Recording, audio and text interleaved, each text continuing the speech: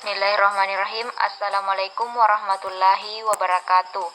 Perkenalkan, nama saya Musdalifah dari kelas 30F dengan NIM 20407562029. Saya akan memaparkan materi mengenai kepramukaan, yakni dengan tujuan untuk memenuhi salah satu tugas mata kuliah pengembangan kepribadian dan potensi diri, atau sering juga disebut dengan PKPD. Baik, langsung saja masuk pada materi.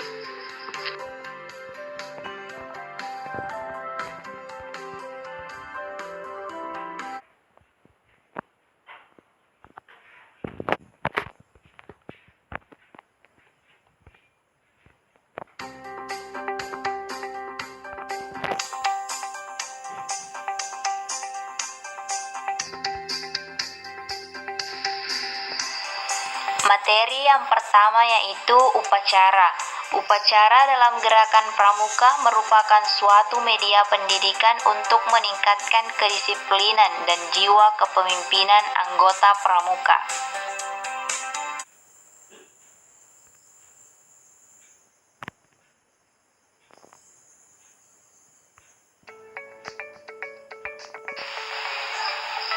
Selanjutnya, jenis-jenis upacara.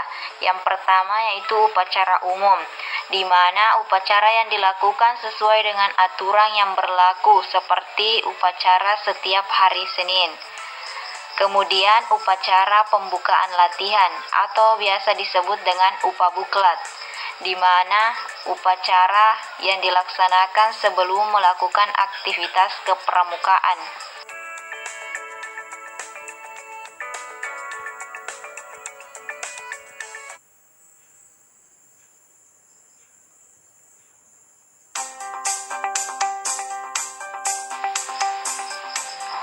Selanjutnya upabuklat dan upatuplat siaga, di mana upacara dalam perindukan pramuka siaga berbentuk lingkaran yang melambangkan perhatian dan perkembangan jiwa siaga yang masih terpusat pada orang tua atau keluarga atau pembina.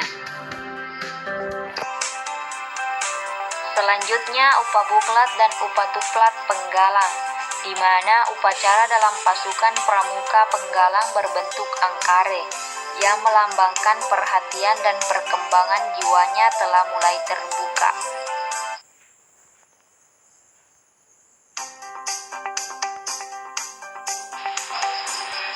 Selanjutnya upabuklat dan upatuplat penegak dan pandega, di mana upacara dalam ambalan pramuka penegak dan racana pandega berbentuk bersaf yang melambangkan perhatian dan perkembangan jiwanya sudah terbuka luas.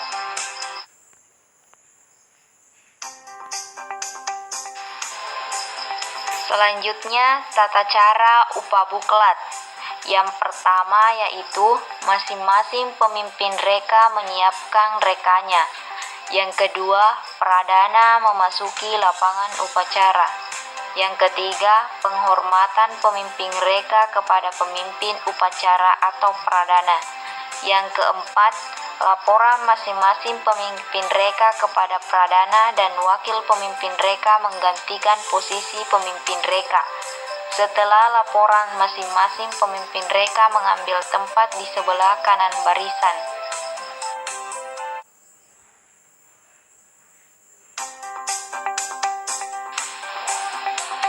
Yang kelima, pradana menjemput pembina. 6.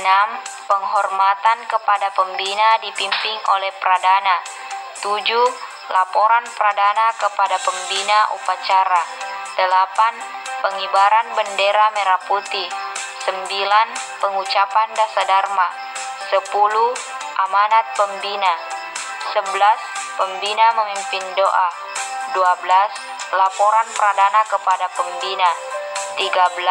Penghormatan kepada pembina dipimpin oleh pradana. 14. Pembina meninggalkan lapangan upacara. 15. Penghormatan pemimpin reka kepada pradana. 16. Pradana meninggalkan tempat. 17. Masing-masing pemimpin reka membubarkan barisannya.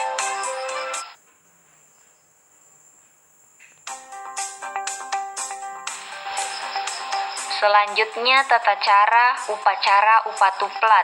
Yang pertama yaitu masing-masing pemimpin reka menyiapkan rekanya. Yang kedua, pradana memasuki lapangan upacara. Ketiga, penghormatan pemimpin reka kepada pemimpin upacara atau pradana. Yang keempat, laporan masing-masing pemimpin reka kepada pradana dan wakil pemimpin reka menggantikan posisi pemimpin reka. Setelah laporan masing-masing pemimpin reka mengambil tempat di sebelah kanan barisan. Yang kelima, pradana menjemput pembina.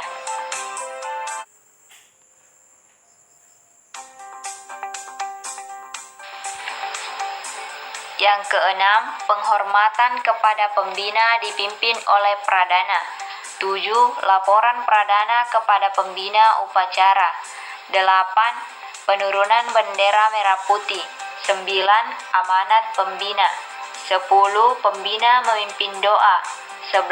Laporan pradana kepada pembina. 12. Penghormatan kepada pembina dipimpin oleh pradana. 13. Pembina meninggalkan lapangan upacara. 14. Penghormatan pemimpin reka kepada pradana. 15. Pradana meninggalkan tempat. 16. Masing-masing pemimpin reka membubarkan barisannya.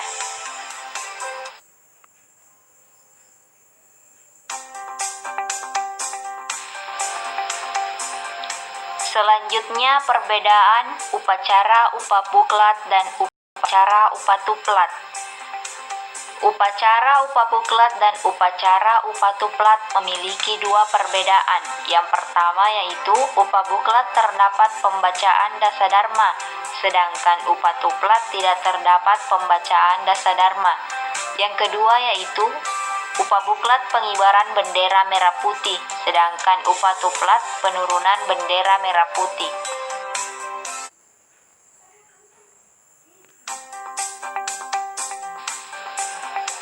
Selanjutnya sejarah pramuka di dunia dan di Indonesia.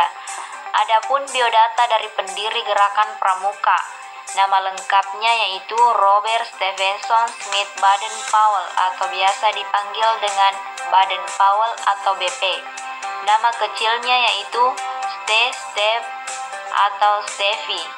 Tempat tanggal lahir di London, di Inggris, pada tanggal 22 Februari 1857. Ia wafat di Nyeri pada tanggal 8 Januari 1941. Nama ayahnya yaitu Profesor Domin Baden-Powell. Nama ibunya Miss Henrietta Grant Smith. Ia memiliki banyak saudara.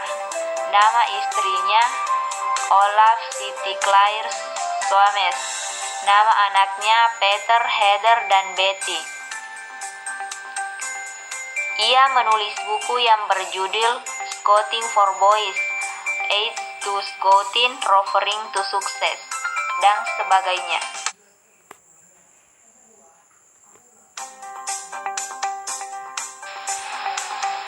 Selanjutnya pada tanggal 25 Juli 1907, Baden-Powell yang saat itu sebagai Letnan Jenderal Tentara Inggris untuk pertama kalinya mengadakan perkemahan pramuka di Pulau Bronsey di Inggris selama 8 hari. Selanjutnya pada tahun 1000 pramuka untuk laki-laki. Perempuannya yang bernama Agnes Baden-Powell. Terbentuklah organisasi pramuka untuk perempuan dengan sebutan Girls Guides. Pada tahun 1916 didirikanlah kelompok pramuka siaga dan pada tahun 1908 dibentuk Rover Scout, yaitu organisasi pramuka bagi yang telah berusia 17 tahun.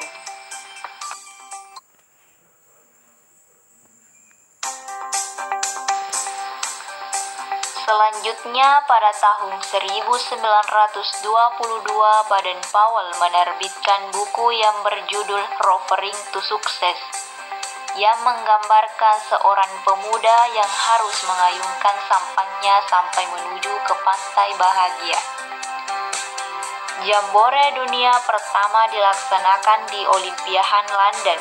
Dalam kegiatan tersebut diundang pula peserta dari 27 negara dan pada saat itu pula Baden-Powell diangkat sebagai Bapak Pandu sedunia.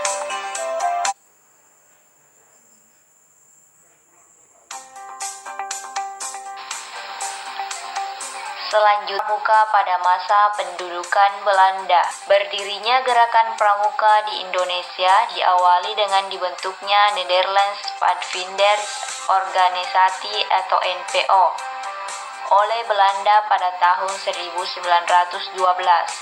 Pada tahun 1916, pemerintah Belanda mengubah namanya Nederlands Indisch Padvindersvereniging atau NIPV, yaitu Persatuan Pandu-Pandu Hindia Belanda.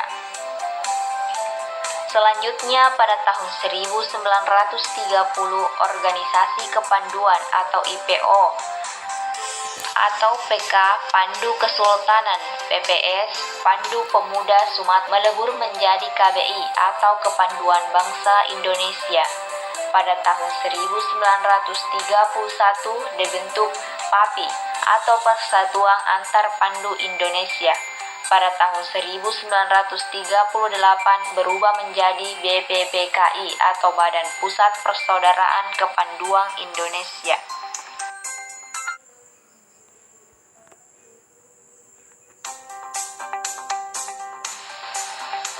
Selanjutnya, sejarah Pramuka pada masa pendudukan Jepang. Pada masa ini, organisasi kepanduan dilarang, maka banyak dari tokoh pandu yang beralih dan memilih bergabung ke Bondan, Seinendan, dan Peta. Selanjutnya pada masa Indonesia. Pada tanggal 28 Desember 1945 dibentuklah Pandu Rakyat Indonesia dan menjadi satu-satunya organisasi kepanduan. Pada tanggal 1961, organisasi kepanduan di Indonesia terpecah menjadi 100 organisasi dan terhimpun dari 3 federasi organisasi, yaitu Ikatan Pandu Indonesia atau IPINDO. Yang kedua, Persatuan Kepanduan Putri Indonesia atau PKPI. Yang ketiga, Persatuan Organisasi Pandu Putri Indonesia atau POPINDO.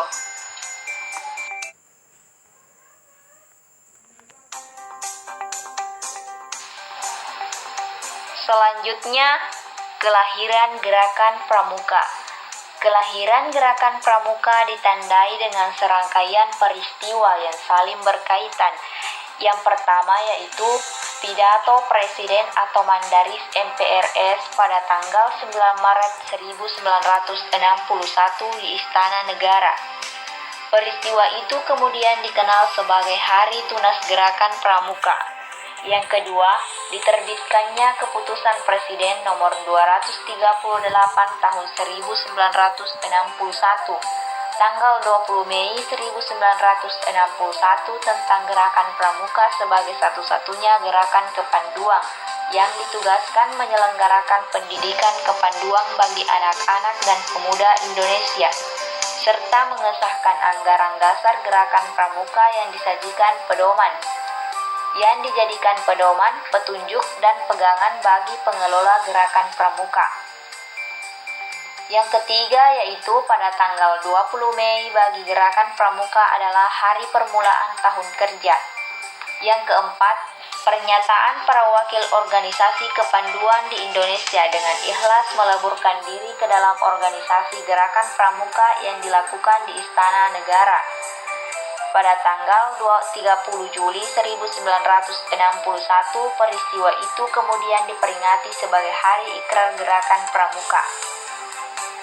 Kemudian yang kelima yaitu pelantikan Mapinas, Kornas, dan Kornari di Istana Negara diikuti defil Pramuka untuk diperkenalkan pada masyarakat yang dianugerahkan kepada panji-panji Gerakan Pramuka pada tanggal 14 Agustus 1961. Peristiwa ini kemudian diperingati sebagai Hari Pramuka.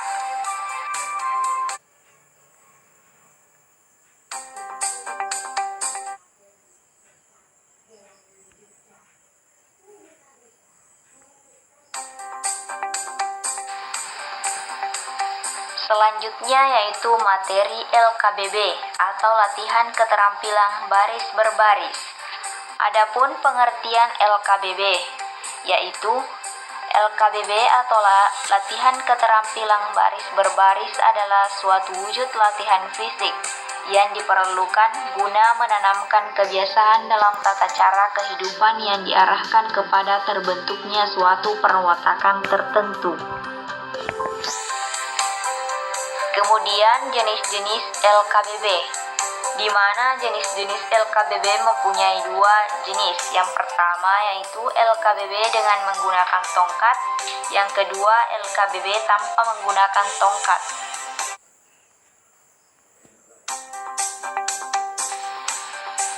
Selanjutnya fungsi latihan keterampilan baris berbaris adalah guna menumbuhkan yang pertama yaitu sikap disiplin, yang kedua rasa disiplin, yang ketiga rasa tanggung jawab, yang keempat rasa persatuan.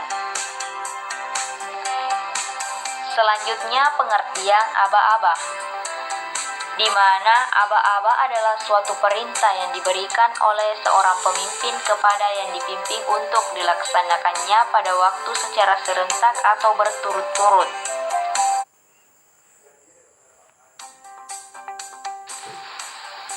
Selanjutnya macam-macam aba-aba.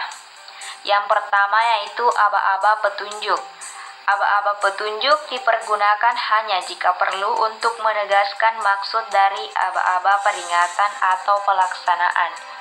Contohnya, kepada selanjutnya aba-aba peringatan. Format aba-aba peringatan adalah inti perintah yang cukup jelas untuk dapat dilaksanakan tanpa ragu-ragu.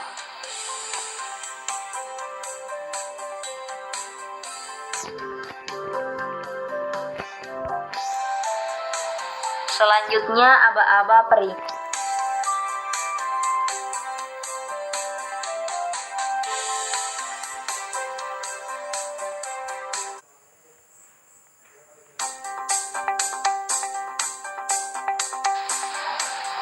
Selanjutnya aba-aba pelaksanaan. Aba-aba pelaksanaan adalah ketegasan mengenai saat untuk melaksanakan aba-aba pelaksanaan dipakai ialah gerak, jalan, dan mulai.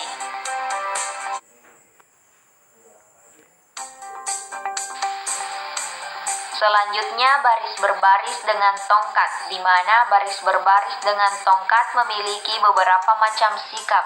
Yang pertama yaitu sikap sempurna atau siap.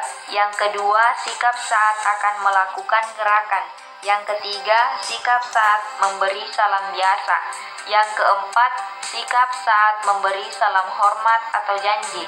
Yang kelima, sikap saat melakukan gerakan maju jalan atau lari maju. Yang keenam, sikap istirahat di tempat. Yang ketujuh, sikap lencang kanan.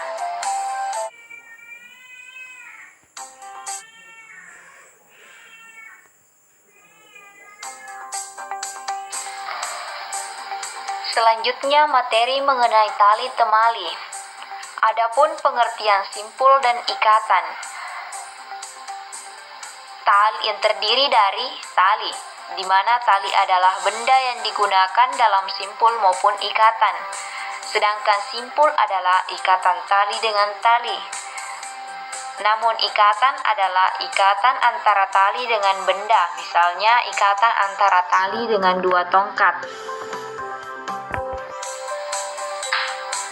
Adapun macam-macam tali yaitu yang pertama tali kapas, tali ijuk, tali plastik, tali karmantel, dan tali webbing.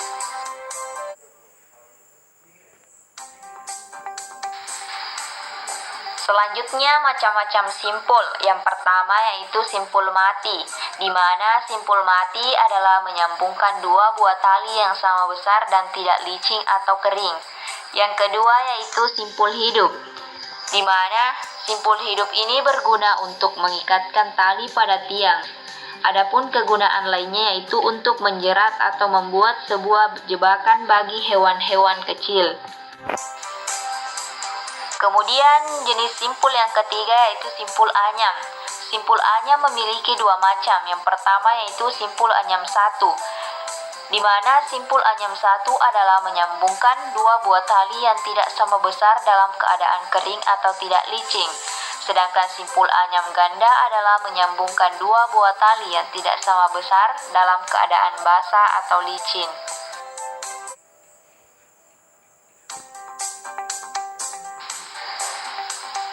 Selanjutnya macam-macam ikatan. Yang pertama yaitu ikatan pangkal. Ikatan pangkal merupakan salah satu ikatan yang sering sekali digunakan untuk mengawali atau mengakhiri suatu simpul lainnya. Kemudian ikatan jangkar. Ikatan jangkar digunakan untuk membuat tandu darurat atau dapat digunakan untuk mengikat timba atau ember. Kemudian ikatan tarik. Ikatan tarik berfungsi dari tali temali ini adalah untuk turun ke jurang atau atas pohon. Kemudian ikat palang. Ikat palang berfungsi untuk mengencangkan kedua tongkat secara vertikal dan horizontal sehingga kedua tongkat tersebut menjadi satu dan sulit dilepaskan. Kemudian ikatan tambat. Ikatan tambat pada awalan pada simpul-simpul lainnya seperti ikatan silang dan ikatan palang. Kemudian ikatan silang, yaitu untuk mengikat dua buah tongkat bersilangan. Kemudian ikatan canggah, di mana ikatan canggah ini dapat menyambungkan tongkat dengan tali secara sejajar yang umumnya dikenal dengan ikatan sambung tongkat.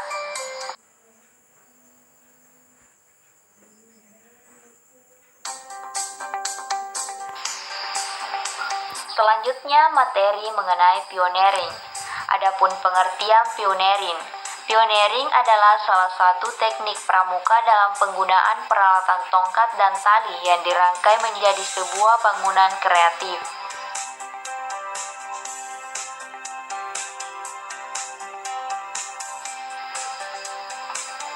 Adapun tujuan pioneering yaitu mengasah keterampilan peserta dalam membuat sebuah bangunan sederhana yang nantinya dapat diaplikasikan dalam kehidupan sehari-hari.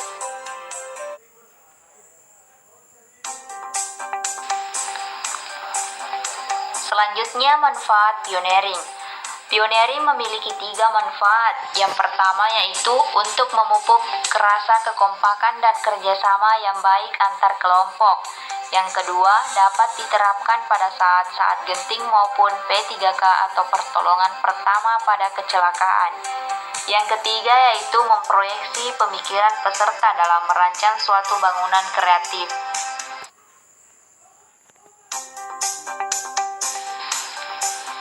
Selanjutnya contoh pioneering. Yang pertama yaitu usungan atau tandu, di mana usungan atau tandu adalah salah satu alat yang termasuk dalam alat-alat P3K dan berguna untuk mengangkat korban. Contoh yang kedua yaitu tiang bendera. Dan yang ketiga yaitu kerangka tenda.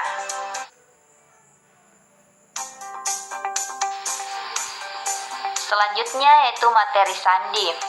Adapun pengertian sandi yaitu kata sandi berasal dari bahasa Sanskerta yang artinya rahasia. Sandi adalah kode rahasia, di mana rahasianya hanya diketahui oleh sekelompok orang saja. Dalam kegiatan pramuka, sandi digunakan pada saat berkemah atau melakukan pengembangan, supaya dapat melatih diri menyelesaikan suatu masalah yang sedang dihadapi. Kemudian manfaat sandi. Manfaat sandi memiliki 5 manfaat. Yang pertama yaitu komunikasi antara anggota regu. Yang kedua meningkatkan.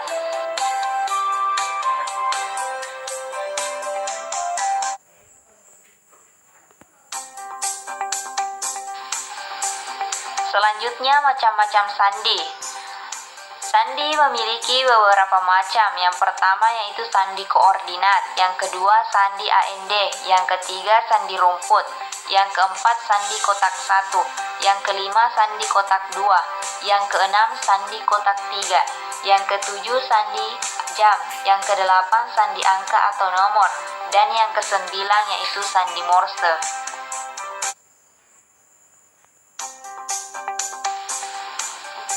Selanjutnya materi mengenai sandi Morse.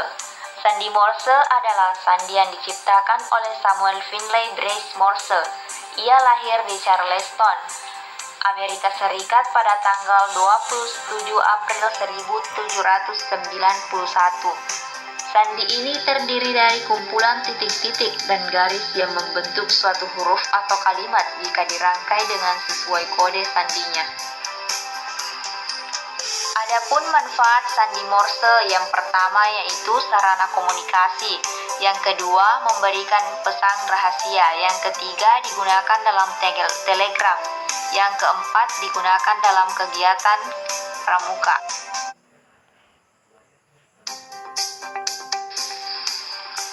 Selanjutnya materi mengenai semapur.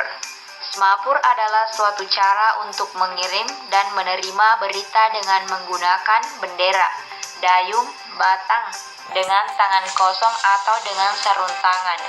Informasi yang dapat dibaca melalui posisi bendera atau tangan yang dinamakan bendera semapur. Pengiriman sandi melalui bendera semapur menggunakan dua bendera yang masing-masing bendera berukuran 45 cm x 45 cm. Pengiriman pesan hanya menggunakan gerakan lengan atas untuk mengirim pesan, sedangkan siku dan pergelangan tangan harus tetap lurus. Posisi kaki harus tegak namun tetap fleksibel untuk melakukan gerakan dan tidak boleh kaku.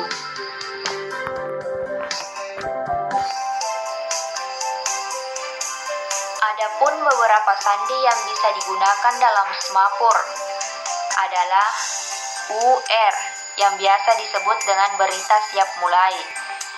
Kemudian MK, geser ke kanan, dan ML, geser ke kiri.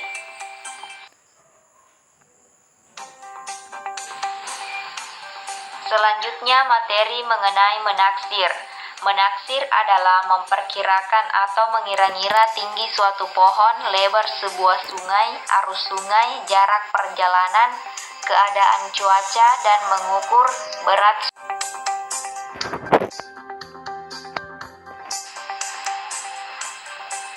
Adapun macam-macam menaksir, yang pertama yaitu menaksir diri sendiri, yang kedua menaksir jarak atau perjalanan, yang ketiga menaksir cuaca, yang keempat menaksir lebar, yang kelima menaksir tinggi, dan yang keenam yaitu menaksir deras arus. Dan yang paling umum digunakan dalam pramuka adalah menaksir lebar dan tinggi. Selanjutnya cara-cara menaksir. Yang pertama yaitu menaksir tinggi pohon atau metode segitiga siku-siku yang derajatnya 45 derajat. Yang pertama yaitu ukurlah dengan menggunakan tongkat pramuka atau biasanya berukuran 160 cm dari pangkal pohon ke sebelah samping. Ukuran tersebut menyesuaikan dengan kondisi medan. Dalam kasus ini, seumpama diukur sebanyak 5 tongkat yang berarti sejauh 800 cm atau 8 meter. 160 dikali 4 sama dengan 640. Kemudian ditandai sebagai titik B. Di titik B tersebut didirikan tongkat pramuka secara tegak lurus dan intailah dari seberang titik C ke puncak pohon yang ditaksir tingginya ke titik D melalui ujung atas tongkat titik E, sehingga antara titik A, E, dan D membentuk garis lurus. Sedangkan arus tercipta garis lurus, rubah atau geser maju dan mundur titik pengintaian atau titik A. CD sama dengan BE dikali AB ditambah BC sama dengan AB.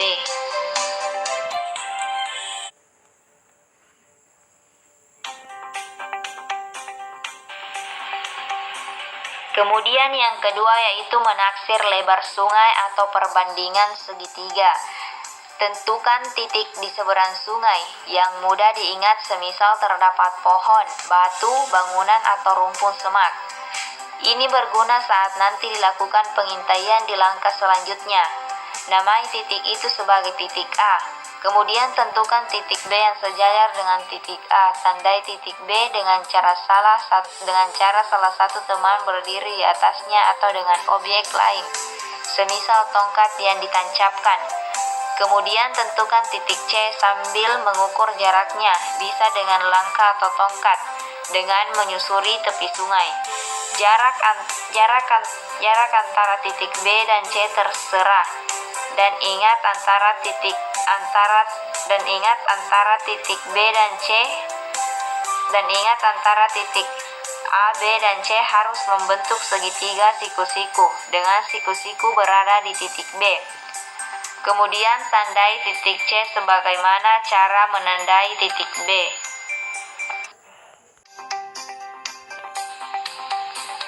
Kemudian tentukan titik D dengan cara berjalan kembali sejauh setengah dari jarak BC sehingga CD sama dengan 1/2 BC. Seumpama jarak BC adalah 8 meter, maka jarak CD sejauh 4 meter. Dan antara titik B, C, dan D harus merupakan garis lurus. Selanjutnya tentukan titik E dengan cara berjalan ke arah kiri sehingga antara titik C dan E terbentuk segitiga siku-siku dengan sudut siku-siku di titik D. Kemudian saat berjalan menuju titik E, intai atau bidik titik A melewati titik C sehingga antara titik E dan C dan A terbentuk garis lurus. Jika telah terbentuk garis lurus, berhentilah dan tandai itu sebagai titik E. Kemudian ukur jarak antara titik D dan E. Kemudian untuk menghitung taksiran lebar sungai tinggal mengalihkan dua jarak DE.